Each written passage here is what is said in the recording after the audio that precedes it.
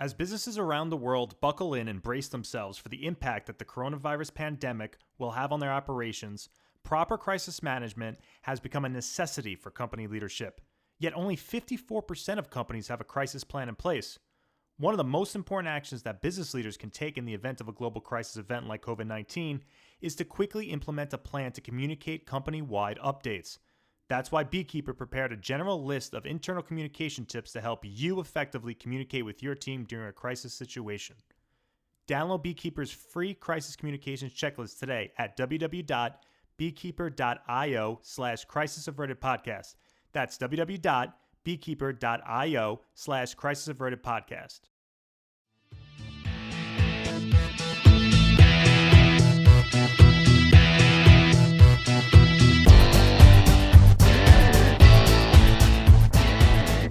Welcome to the Crisis Averted podcast, produced by CJ Media Solutions. I'm your host, CJ Arlotta. In this episode, I speak with Brandon Patterson, the Democratic candidate for New York State Assembly District 64. During our conversation, Brandon shares what it's like running a political campaign amid a global pandemic and provides his thoughts on how New York State can help small businesses survive and thrive. Feel free to send me your feedback at cj@cjmediasolutionsllc.com. Brandon can be reached at brandon@pattersonforny.com. Thanks for listening. Brandon, thanks for speaking to me today. Yeah, of course. Thanks for having me on, and I'm glad that we can reconnect on a platform. I'm thrilled that some of my fellow alumni are doing great things and starting their own businesses and really getting out in the world and doing some awesome things. And I'm thrilled to be on. I'm thrilled to talk about my message, and I'm thrilled to help out a former college buddy here. Absolutely. I appreciate it, Brandon. So for listeners who aren't familiar with you, could you tell us a little bit about yourself, your background, and what you do now? Yeah, so I am Staten Island born and bred. We are the forgotten borough of New York City. And I've been working in government since I graduated college. Right now, I'm running for office for the New York State Assembly, which is the lower house on the state level, just like in Congress on the federal level. There's two levels. So I'm running for that lower level. I think even, when we knew each other in college, there was always an interest in me in politics. And now I'm really taking that dream to fruition. And for the past 2 years, I guess since last February, really, I've been knocking on doors, calling voters, trying to bring a message of middle-class values, which is what I was raised on in a union household, trying to make sure that me and my neighbors have lower taxes, have a car in their driveway, have good paying jobs that are afforded to them. And I'm trying to bring that message to people in Staten Island and parts of Brooklyn and, really to better these neighborhoods and New York City and the state for that matter. So you're running for Assembly District 64, correct? Yes. So how would you describe it to someone who doesn't live within its boundaries? Yeah, what the term I like to use, it's a very purple district. It's a district that's been held over the past 15, 20 years by people on both sides of the aisle. But I think where they have failed, and really the reason I'm running, is because people have been so preoccupied with extracurricular activities that have been in the seat. People really haven't focused on their constituents. The current elected official has been running for higher office for the past couple of years. It's really a seat that the people in, especially the Staten Island part, but also the Brooklyn part, are still reeling from Superstorm Sandy from years ago. The pandemic is hitting them pretty hard. And it's a seat that's so diverse culturally, economically, one that is just, I'm thrilled to live in for the past couple of years, ever since I moved out of my parents' house. I'm thrilled to live in. It's a beautiful neighborhood. It's a beautiful district, and it's challenging. It's unique, and that's what I love about, politics itself. But it's one that has a lot of needs. We have 2 New York City housing facilities in it, another senior facility, a nursing home that was devastated by COVID, people that, like I said, are still reeling from Superstorm Sandy, and those who have property taxes that are soaring and utility bills that are soaring. So it's a district that's purple because people don't typically vote down party line. And this, it's hard to be a Democrat or Republican in certain parts of this city or state. But when you can really talk to voters that are Republicans and you can get them to switch over to come to be a Democrat or to vote as a Democrat, like I'm trying to do, it really makes such a great district because it's people that care about values. And that's the sort of campaign we're running. And I think that's really what Staten Island and Brooklyn residents are made of. So you grew up on Staten Island. Why did you decide to stay and not look elsewhere? Yeah, I think that's a fantastic question. And, I love Staten Island. I think it just has so many hidden gems. We have a ton of great cultural facilities here. I think the food is great because we're such a diverse borough. And I love the suburban aspect of it. I love the ability you can drive a car to a park, you can drive it to a mall, you're sort of spaced out. And that's not to take away from the great aspects of other boroughs, but I'm born and bred here. And, I think the 4 years I spent away when you and I were both at SUNY Albany really makes you appreciate a place a lot more. And I was happy to move back here. I convinced my then girlfriend, now wife, to move out here from Long Island. So something must be working. Where on Long Island is she from? She's from Bayshore, so Okay. you got nice waterfronts there, similar to out here. I definitely think the food, the pizza, the bagels are a little bit better out here, but I'm sure she may question that. But when you're Staten Island through and through, you know that the pizza's the best out here. They've been doing a great job in Bayshore with a lot of new restaurants and the nightlife there.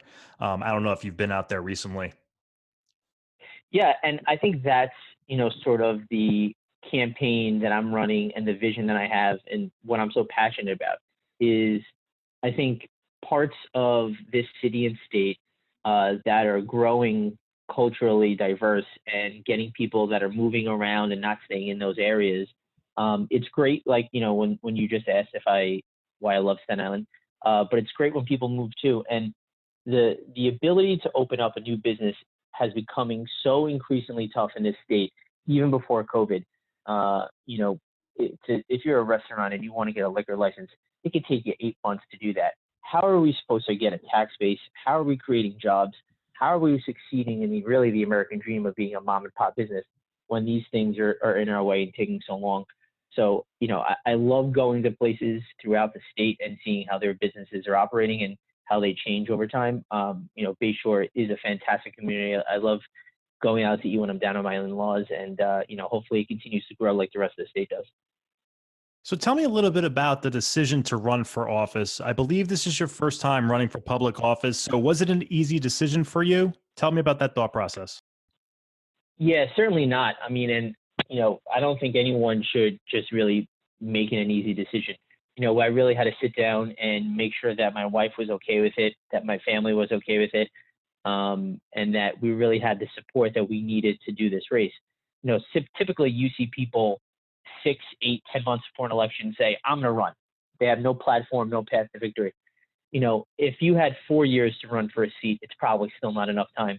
But luckily, we started out the February before, so last February in 2019, and we put in a lot of groundwork. We have over 15 unions supporting us to date, and they are very diverse. They're progressive, they're conservative, they're middle of the road. They're people that literally build this city and state.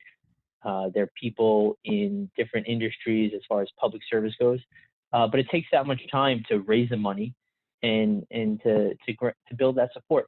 So when you decide to run for office, when anyone does, and I think the great thing about Donald Trump winning is that people now are coming out of the woodwork to run, right? They see a non-politician running, and it's making them eager to run.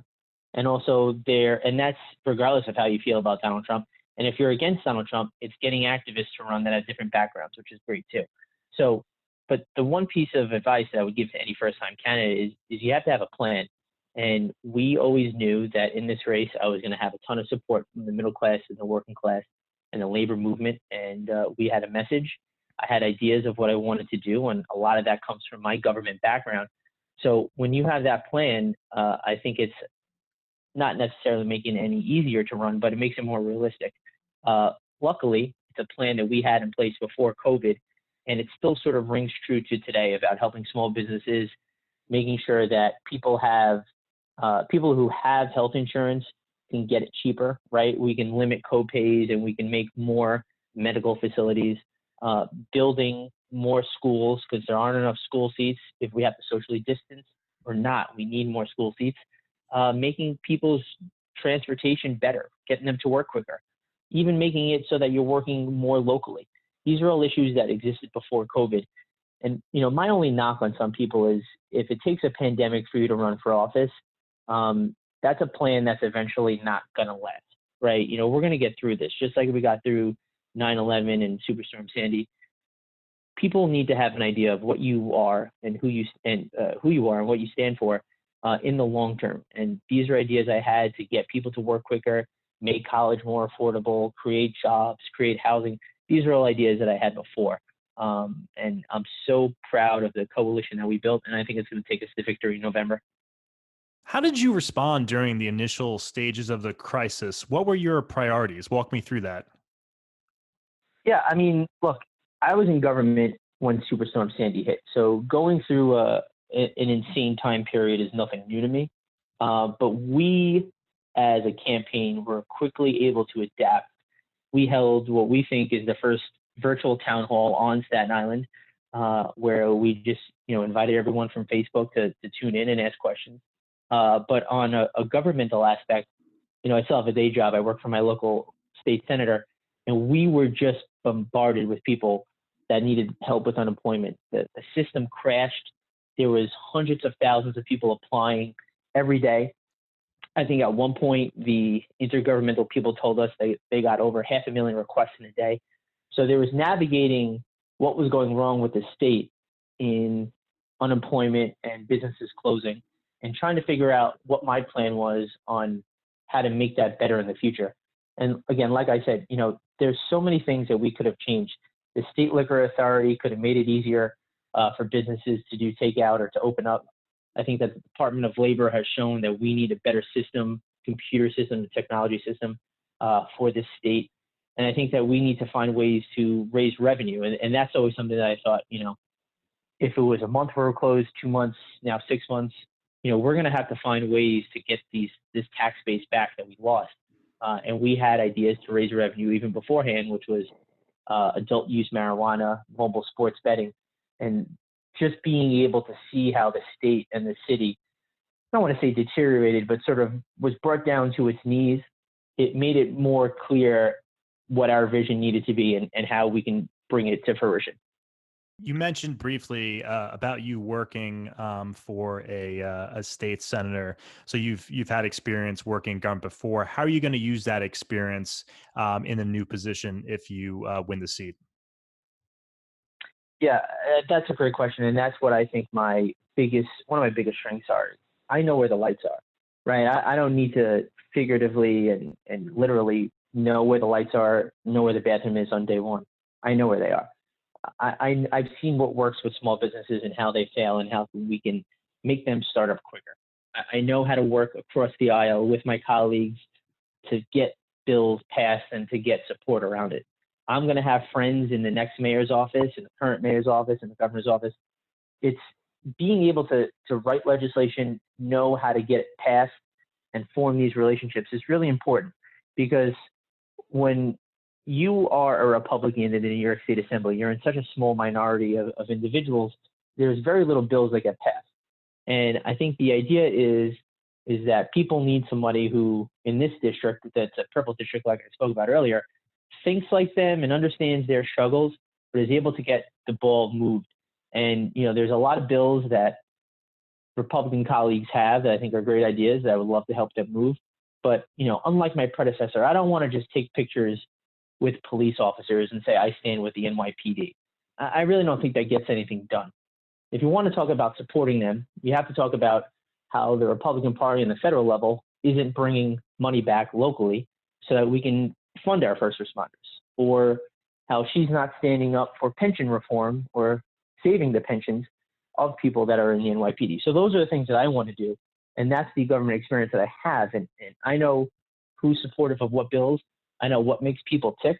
And I know how to build these coalitions because I've seen my boss do it. I've seen other legislators do it. And I'm excited to do it next January. What have been some of the top challenges for you as someone who's been running for office amid a pandemic? I don't even know. I don't think you have enough time on this podcast, to be honest with you. But, just talking to voters is tough. People in March and April, when we were calling them were sort of nervous to pick up the phone. They didn't want to hear anything. And we were nervous to call too, because, um, God forbid we called somebody that had just passed away from COVID or was sick. It would just be sort of something we've never dealt with. And, we did talk to people who had family members that they lost, or that were sick. And um, it was a tough conversation, but always having that conversation with someone who maybe just literally got put on an intubator yesterday would be devastating. I think the biggest challenge is now is still getting that message out there and getting through sort of the BS that is coming down from Washington. This isn't about, like I said earlier, social media is such a blessing and a curse.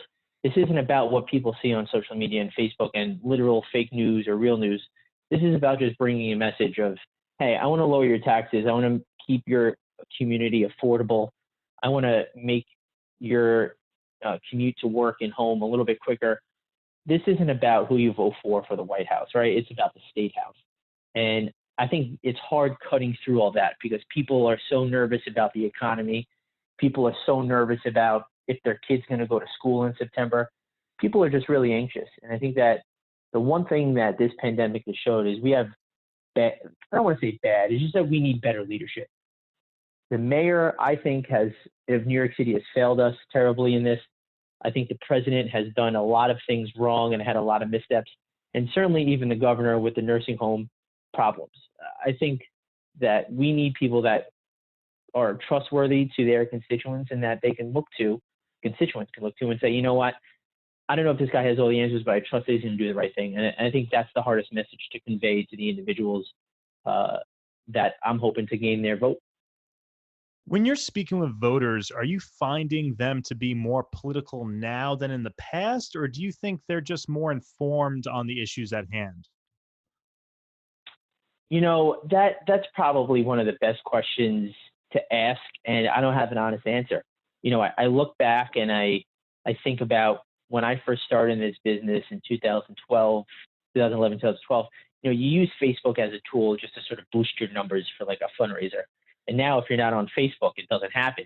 And I think people are probably more aware of what's going on. I don't know if that they're any more politically active. I will say, looking at the numbers, there is certainly enthusiasm levels that are changing. But at the end of the day, I think people just want someone that they can trust. And if they think that President Trump is going to make the economy back to where it was last year and that he's the right direction for this country, he's going to get reelected. I think that if you think the country is going in the wrong direction, and if you have better faith in Joe Biden, well, then it's going to be a very close election. Again, it's hard for an incumbent to really lose on any level. And people, I'm a believer, don't come out to vote against somebody. They come out to vote for somebody. So, I don't know if they're any more or less informed. Certainly, I find that people aren't really on the fence. They know if they're voting for Trump or Biden.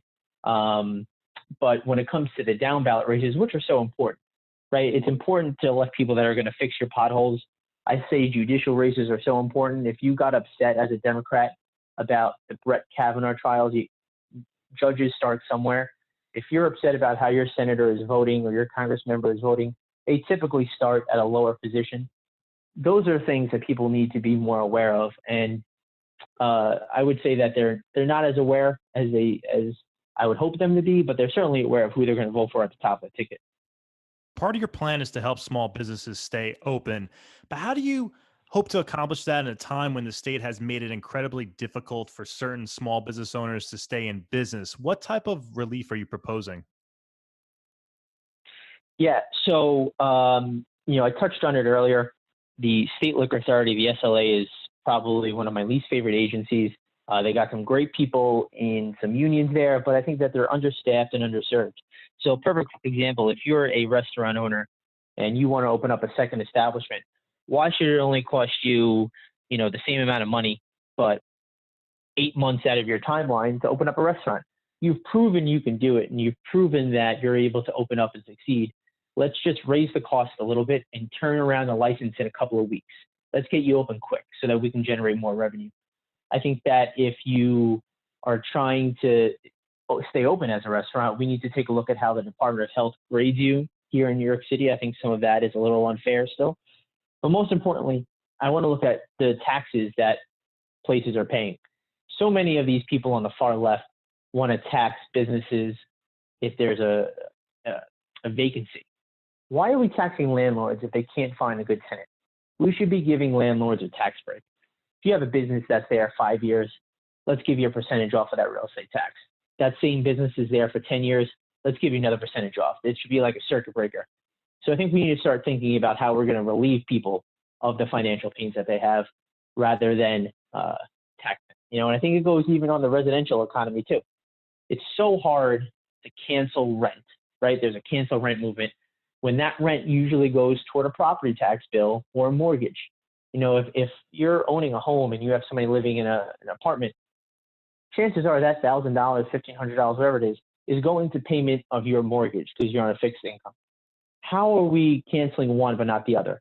And I think we need to start looking at that in the totality of it, because the commercial market, especially in Manhattan, is going to be decimated.